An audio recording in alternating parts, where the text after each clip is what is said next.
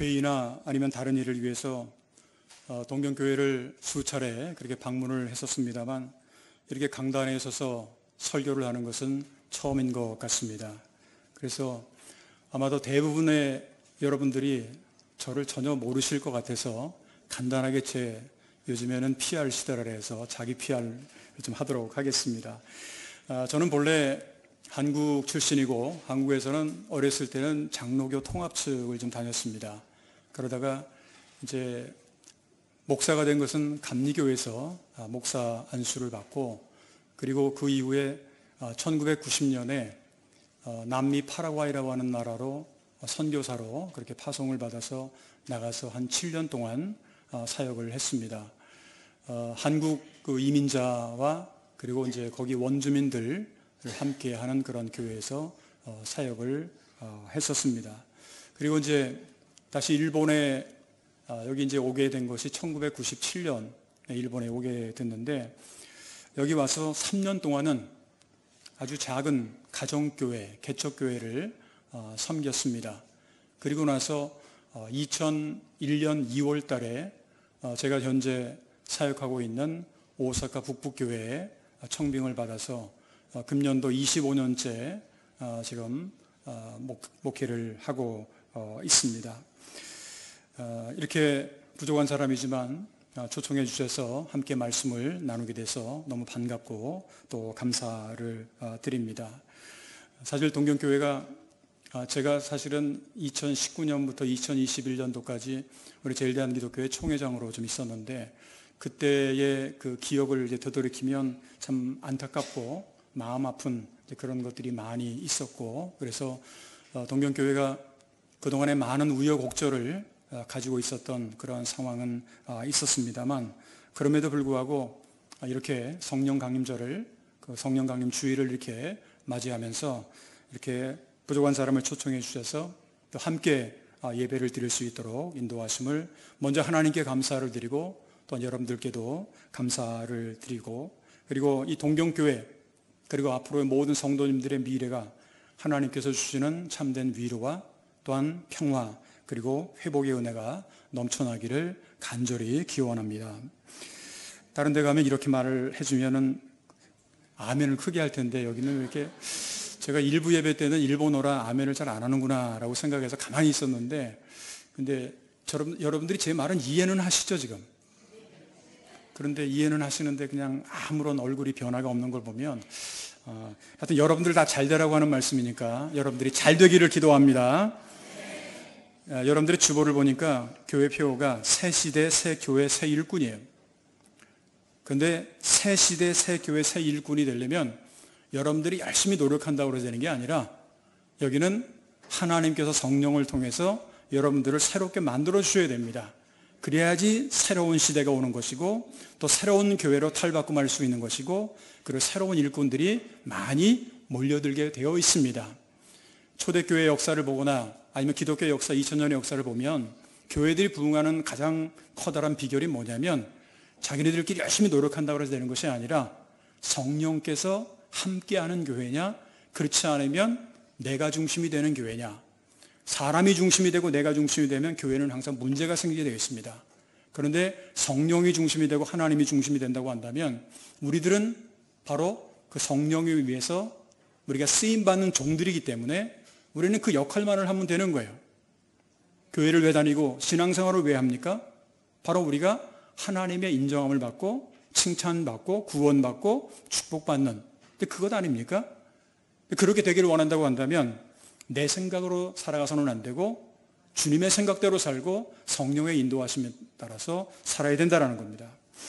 우리가 현재 교회를 다니면서 신앙생활을 하고 있는데, 사실은 현대 교회의 성서적인 모델인 신약의 교회가 탄생하게 된 것은 약 2000년 전에 오순절에 성령의 임함으로 시작이 되었습니다. 예수님께서 살아계실 때 제자들에게 하신 말씀 가운데 요한복음 16장 7절을 보게 되면 이런 말씀이 있습니다. 내가 떠나가는 것이 너에게 유익이라. 내가 떠나가지 아니하면 보혜사가 너에게로 오시지 아니할 것이요 가면 내가 그를 너에게로 보내리니. 그렇게 말씀을 합니다. 이 말은 예수님께서 우리를 위해서 십자가를 지시고 또 죽으시고 또 또 3일 만에 부활을 하셨습니다.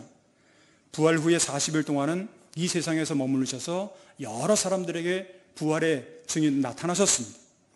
그리고 제자들에게 뭐라고 말씀하시냐면 기도하라, 성령을 받으라 라는 그런 말씀을 하셨습니다. 제자들은 이러한 예수님의 말씀대로 마가의 다락방에 모여서 기도했습니다. 그런데 기도를 계속한 지 10일 만에, 다시 말하면 예수님이 부활하신 지 50일째 되는 그 날에 성령이 임하게 됩니다. 그날을 바로 우리 오순절, 그 펜테코스테라는 말도 쓰고 오순절이라는 말도 쓰고 성령 강림절이라고 하는 말도 그렇게 쓰게 됩니다. 성령의 강림과 활동에 대해서 기록되어 있는 사도행전의 말씀을 보게 되면 성령이 임하는 광경에 대해서 여러 가지로 표현을 하고 있어요.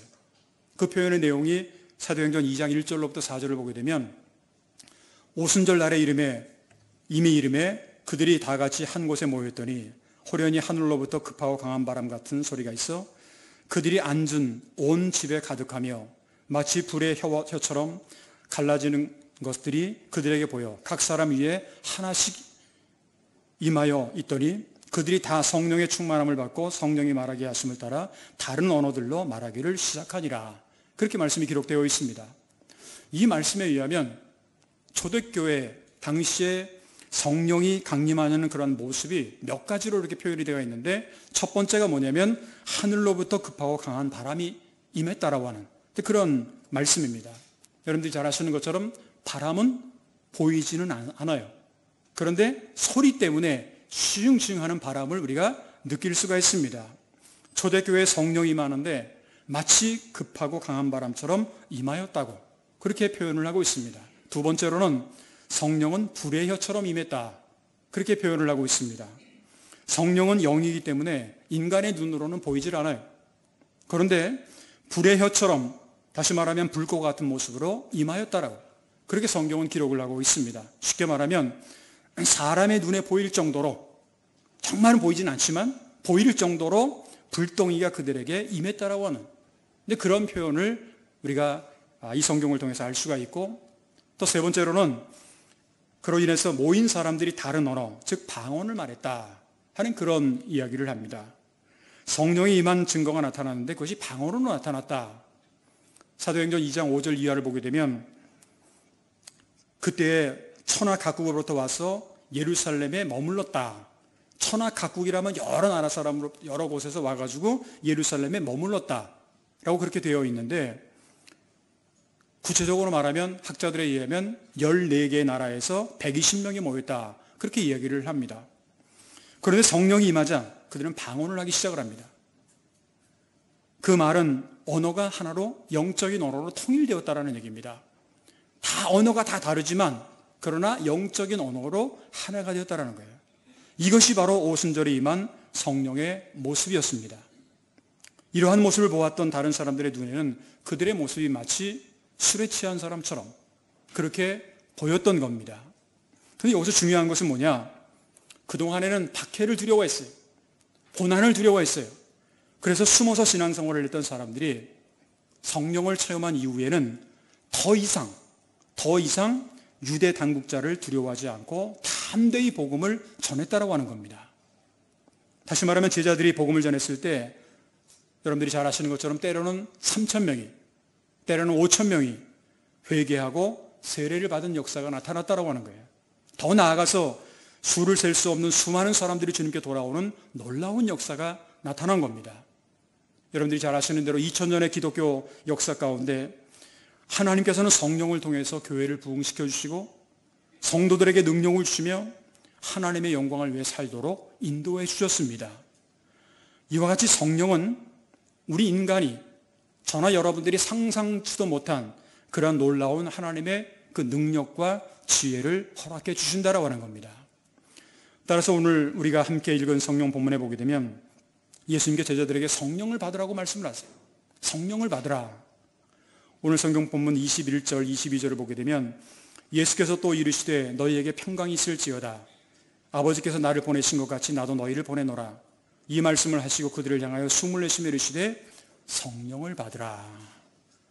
왜 예수님께서 그 당시 제자들에게 성령을 받으라, 라고 하는 그러한 말씀을 하셨을까요? 오늘은 교회적으로 금년도 성령 강림절을 우리가 맞이하면서 부활하신 예수님께서 제자들에게 나타나셔서 말씀하신 성령을 받으라, 성령을 받으라라고 하는 그런 말이 구체적으로 어떠한 의미가 있는가 라고 하는 것에 대해서 함께 생각해 보면서 오늘은 성령을 받으라라고 하는 그런 제목으로 말씀을 드리도록 하겠습니다. 그렇다면 예수님께서 이렇게 말씀하신 성령을 받으라 라고 하는 이 말씀은 구체적으로 어떠한 것을 의미하고 있는가? 그냥 성령 받으면 된다, 이게 아니라 예수님께서 말씀하신 성령을 받으라, 이 말씀 속에는 어떠한 구체적인 의미가 있는가? 첫 번째로는 예수님께서 성령을 받으라고 말씀하신 말씀 가운데는 평강의 복이 나타남을 우리가 알 수 있어야 되겠습니다. 평강의 복이 나타난다. 오늘 본문 19절을 보게 되면 이날 곧 안식 후 첫날 저녁 때에 제자들이 유대인들을 두려워하여 모인 곳의 문을 닫았더니 예수께서 오사 가운데 서서 이르시되 너희에게 평강이 있을지어다. 또한 21절 전반절에 보게 되면 예수께서 또 이르시되 너희에게 평강이 있을지어다. 그렇게 말씀을 합니다. 당시에 예수님을 믿고 신앙생활을 한다라고 하는 것은 굉장히 불안과 두려움을 각오할 수밖에 없는 그러한 상황이었습니다. 그래서 말씀에 다시 한번 돌아보면 이날 곧 안식 후 첫날 저녁 때 제자들이 유대인들을 두려워했다. 유대인들을 두려워해서 모인 곳의 문을 닫았다. 그렇게 말씀을 하고 있습니다. 초대교회 당시에 그리스도인들에게 두려움의 대상은 당시에 로마 제국이었지 않습니까? 그러니까 로마 제국의 병사들, 군인들이 굉장히 두려운 존재들이었습니다. 그런데 동시에 유대인들을 굉장히 두려워했습니다. 어쩌면 로마인들보다는 유대인들을 더 두려워했는지 모릅니다. 유대인들은 같은 민족이면서도 그리스도인들을 더욱더 핍박을 하고 박해를 했습니다. 그러다 보니까 그리스도인들은 자기들의 모임이나 아니면 어떤 집회를 가지면서도 항상 두려워했어요. 떨었어요. 혹시라도 누군가가 여기에 스파이가 있지 않을까? 누군가가 우리를 잡으려고 오지 않을까? 하는 그런 상황이 있었습니다. 정말 두려움과 떨림과 도대체 어떻게 살아야 될까 고통하는 그런 상황 속에서 부활하신 예수님께서 제자들에게 나타나셔서 하신 첫 번째 말씀이 뭐냐면 너희에게 평강이 있을지어다. 너희에게 평강이 있을지어다 하는 말씀이에요. 예수님께서 제자들에게 말씀하신 성령을 통해서 주시는 평강, 이 평강은요 보통 이 세상에서 말하고 있는 세상의 평화와는 다른 차원이 다른 그런 얘기입니다. 요즘에 전쟁도 많고 갈등도 많고 싸움도 많은데 그런 상황 속에서의 평화라고 하는 것은 어떻게 보면 일시적이고 제한적인 것일 수가 있어요. 그런데 성경에서 말하는 그러한 평화라고 하는 것은 좀 다르다라는 거예요. 어떻게 다르냐? 요한복음 14장 27절을 보게 되면 평안을 너에게 끼치노니 곧 나의 평안을 너에게 주노라. 내가 너에게 주는 것은 세상이 주는 것과 같이 아니하니라. 세상이 주는 것은 일시적이고 순간적이고 하는 어떤 그런 것이라고 한다면 하나님께서 성령을 통해서 우리에게 주시는 그러한 평안이라고 하는 것은 그런 것은 아니라는 거예요. 상황이 어떻게 되든지 관계없다라는 거예요. 그러니까 마음에 근심하지도 말고 두려워하지도 말라고 했어요. 그들은 늘 두려움 가운데 모여서 우리를 혹시 누가 잡아가지 않을까, 누가 문을 뽀개고 들어오지 않을까 하는 그런 염려를 하고 있었던 상황 속에서 두려워하지도 말고 근심하지도 말라. 다시 말하면 성령께서 우리에게 평강의 복을 주신다고 한다면 우리는 그 어떤 상황, 어떤 환경이 있다 할지라도 문제가 되지 않는다라는 얘기입니다. 뿐만 아니라 사도 바울도 로마서 15장 13절에 보게 되면 소망의 하나님이 모든 기쁨과 평강을 믿음 안에서 너에게 충만하게 하사 성령의 능력으로 소망이 넘치게 하시기를 원하노라 라고 그렇게 기록을 하면서 성령의 능력에 의한 소망, 평강, 기쁨 이런 것들을 얘기하고 있어요. 그러니까 자기의 어떤 인간적으로 만들어지는 소망이 아니에요. 인간에 의한 그런 평강도 아닙니다. 기쁨도 사람들에게 주었다는 그런 기쁨도 아니에요. 성령의 능력에 의한 소망, 평강, 기쁨을 우리에게 강조하고 있습니다. 따라서 우리가 예수님께서 성령을 받으라고 하는 이 말씀 가운데는 항상 평강에 복이 있음을 우리가 기억하고서 내 생활 속에서 날마다 하나님께 주시는 평강을 내가 잘 간직해야 돼요.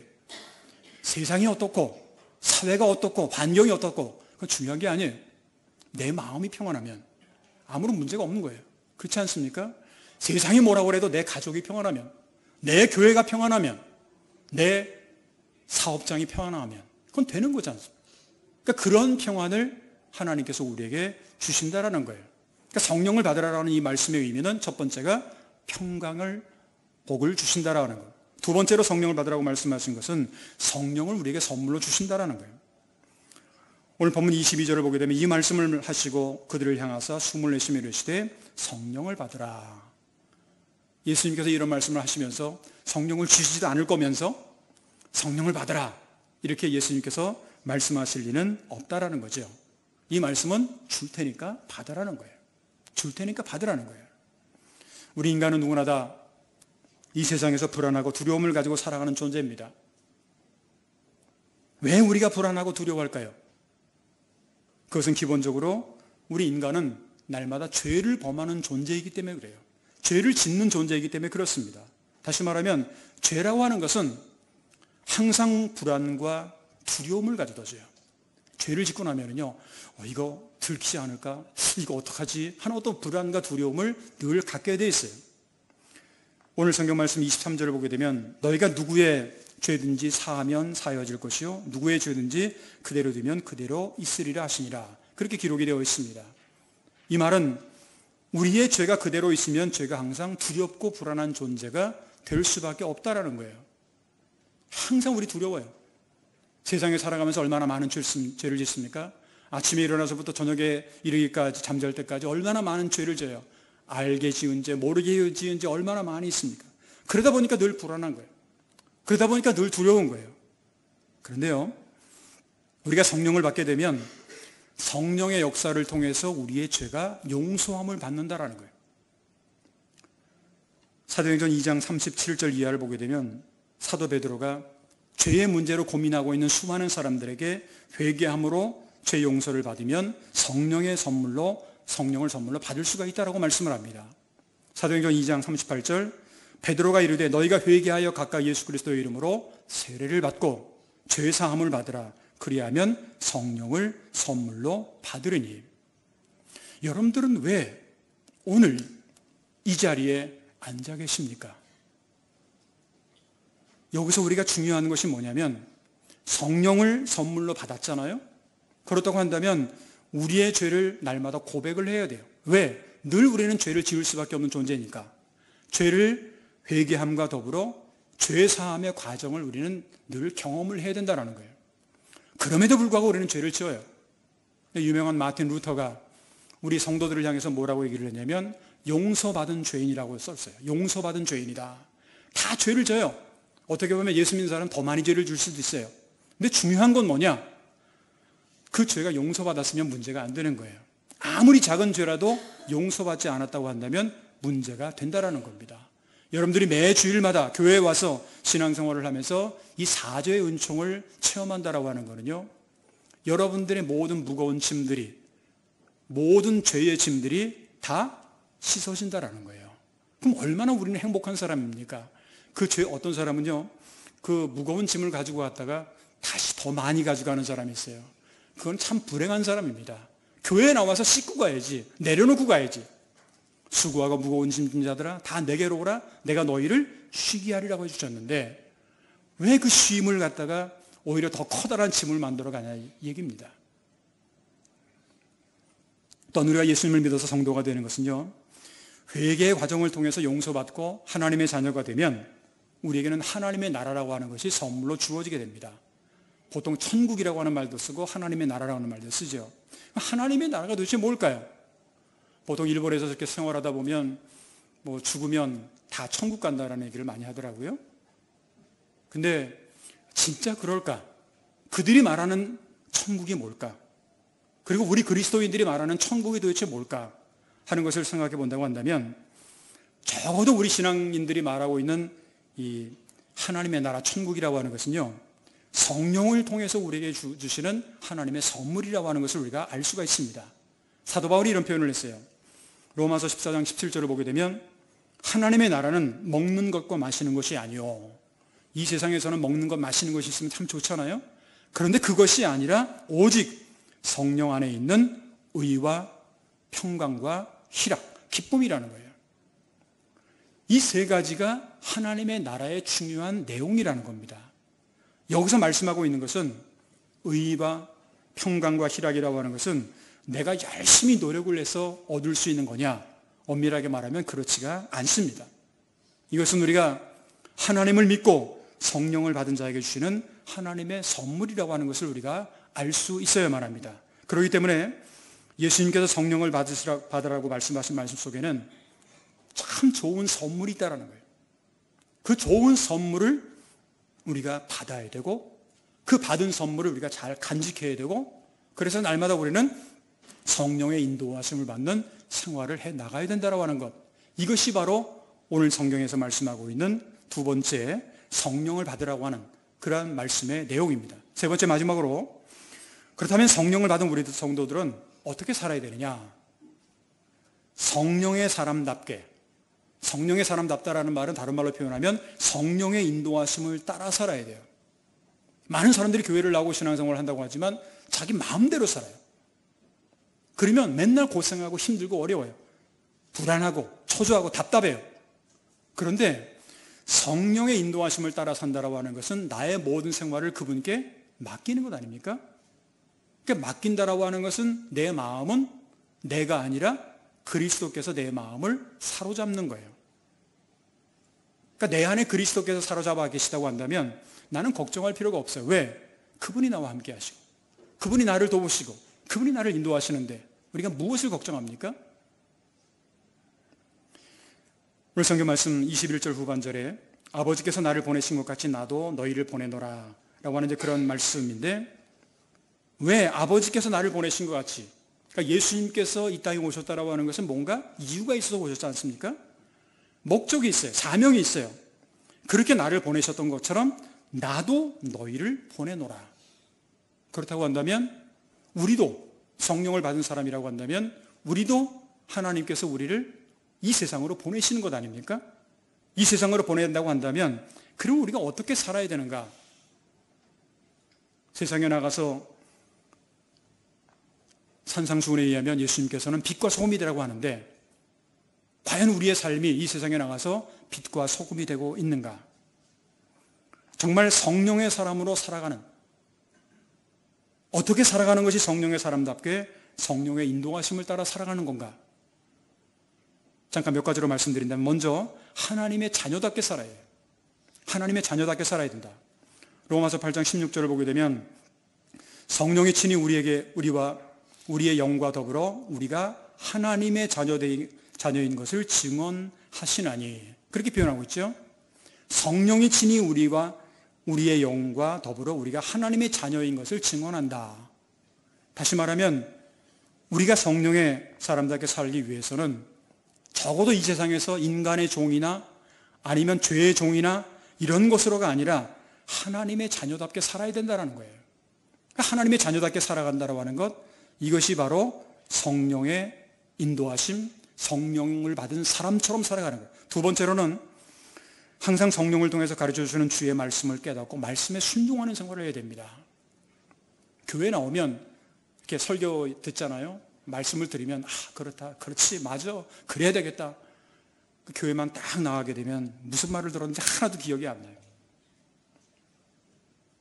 근데요,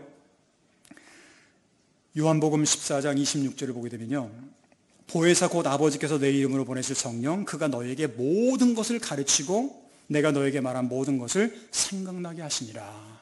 그런 말씀이 있어요. 이 말씀이 왜 중요하냐? 생각이 안 나요. 다 잊어버려요. 근데요, 잊어버려도 돼요. 남들하고 싸운 거는 잊어버려도 되고 나쁜 감정은 잊어버려도 돼요. 근데 좋은 것들은 생각나게 만들어 주시는 거예요. 하나님의 은혜, 하나님의 사랑, 하나님의 인도하심은 생각나게 만들어 주신다라는 거예요. 그러니까 성령께서 성령의 사람으로 살아가는 우리들에게 항상 가르쳐 주시고 또 주의 말씀이 생각나게 만들어주세요.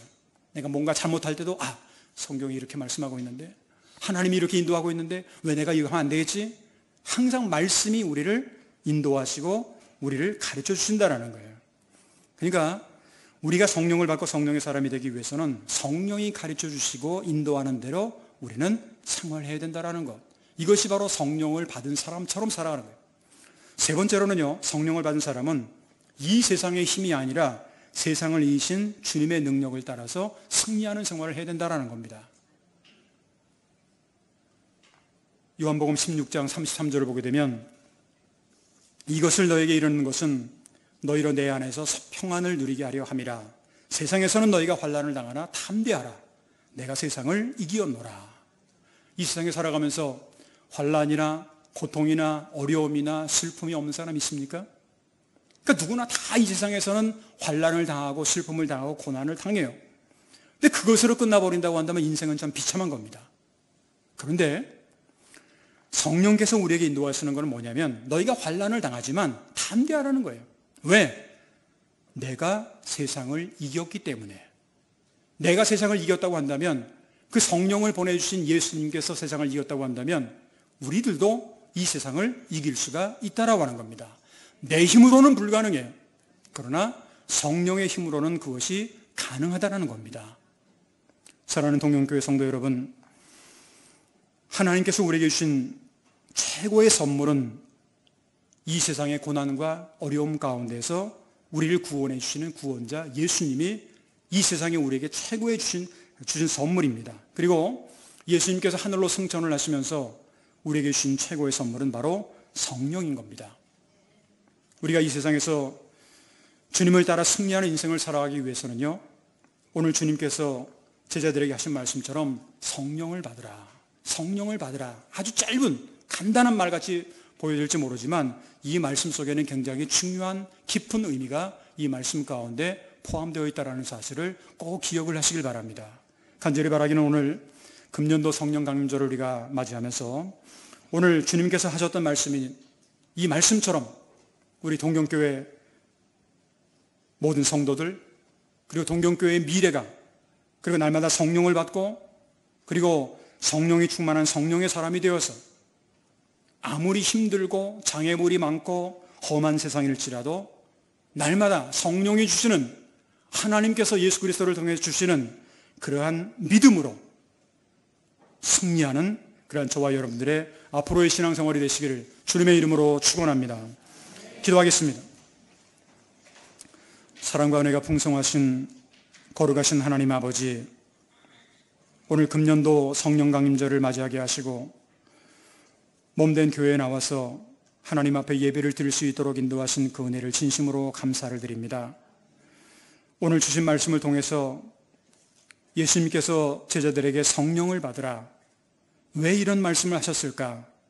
특별히 오늘 성령 강림절을 우리가 맞이하면서 다시 한번 이 말씀의 의미를 깊이 새기게 하시고, 여러 가지 전쟁과 싸움과 분쟁이 많은 이 세상 속에서 하나님께서 성령을 통해 주시는 참된 평강의 복을 얻게 하시며 성령을 선물로 주신다라고 하는 그 뜻을 우리가 바로 깨닫고 예수 믿음으로 주님께서 우리에게 주시는 놀라운 그러한 선물을 많이 받을 수 있도록 도와주시오며, 성령 받고 성령의 사람답게 또한 성령의 인도하심으로 매 순간 살아갈 수 있도록 주님께서 인도하여 주시옵소서.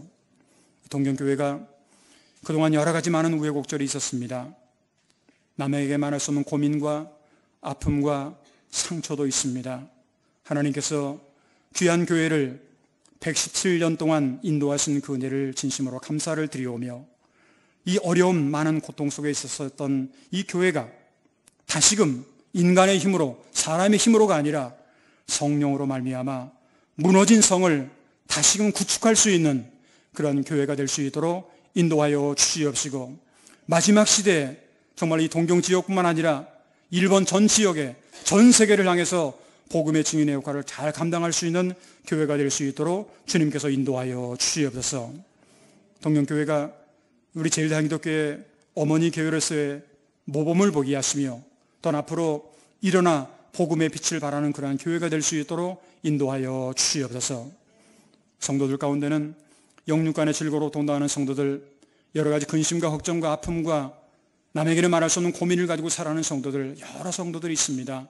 한 분 한 분 처해져 있는 환경과 상황은 다를지라도 하나님께 모든 것을 맡기며 기도하게 될 때 보혜사 성령이 그들과 함께하여 주시어서 그들을 위로하시고 치유하시고 회복시켜 주시어서 하나님의 살아계심을 많은 사람들에게 증거할 수 있는 산증인의 역할을 감당하는 우리 모든 성도들, 환우들, 그리고 동경교회에 속한 모든 성도들을 낼 수 있도록 주님께서 인도하여 주시옵소서.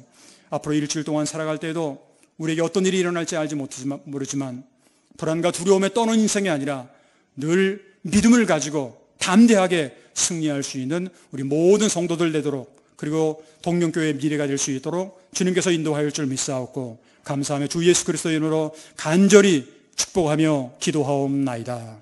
아멘.